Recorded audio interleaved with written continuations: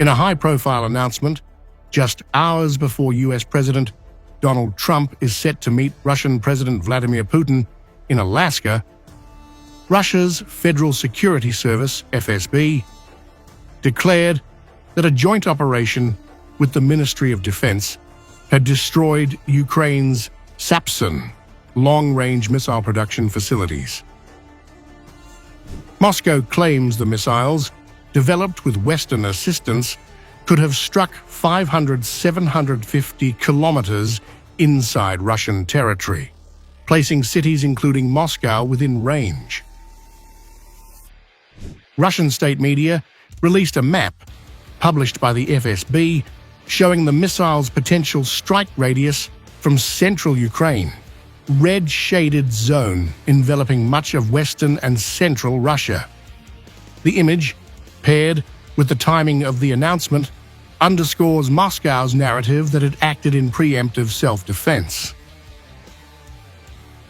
The Federal Security Service of the Russian Federation, in cooperation with the Ministry of Defense of the Russian Federation, as a result of a joint special operation, fired on the military-industrial complex of Ukraine, involved in the creation of an operational tactical missile complex. It is established that, with the financial support of Germany and the assistance of foreign experts, on the defense enterprises of the Dnipropetrovsk and Sumy regions of Ukraine, a development has been carried out in the production of operational tactical missile complexes of the medium-range operation Sapsan, capable of striking deep into the territory of the Russian Federation, has been launched.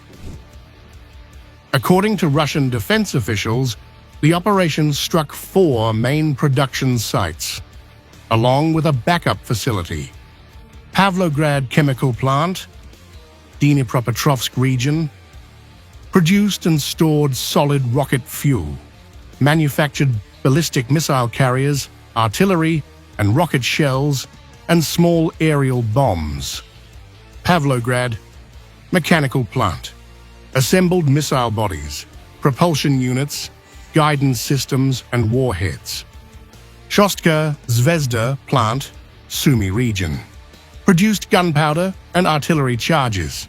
Shostka Research Institute of Chemical Products, produced rocket fuel for flamethrower systems, developed new types of gunpowder. Backup Pavlograd Facility, Zhytomyr region, evacuated production lines, moved here as Russian forces advanced. The coordinated actions of the Russian law enforcement agencies allowed to prevent the threat of the destruction of the targets in the depth of the territory of the Russian Federation and to liquidate the technical base for the production of Ukrainian long-range ballistic missiles, including for a long period of time to block the implementation of the Sapsan program by the Ukrainian side.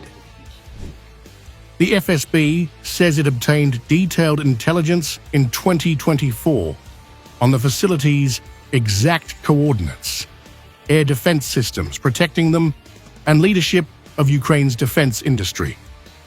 Russia claims Germany financed the missile program, and that NATO representatives had approved Ukraine's plans to use Sapsan for deep strikes into Russia.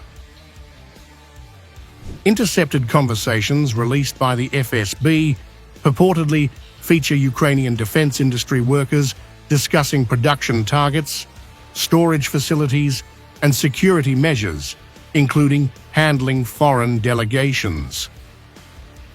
Moscow asserts that the strikes conducted in July against both surface and underground workshops have blocked Ukraine's Sapsan program for the foreseeable future. The FSB described the resulting damage to Ukraine's defense sector as greater than the impact of Ukraine's own Operation Portina against Russian targets. The announcement's timing, just ahead of the Alaska meeting between Trump and Putin, injects fresh tension into already strained US-Russia relations over the war in Ukraine.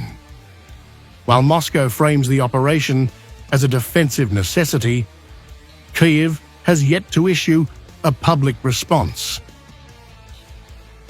With the map of Sapsan's alleged strike range now circulating widely in Russian media, the Kremlin appears intent on reinforcing its portrayal of Ukraine's missile ambitions as a direct threat to the Russian heartland, a message likely to be echoed in any closed-door discussions in Alaska.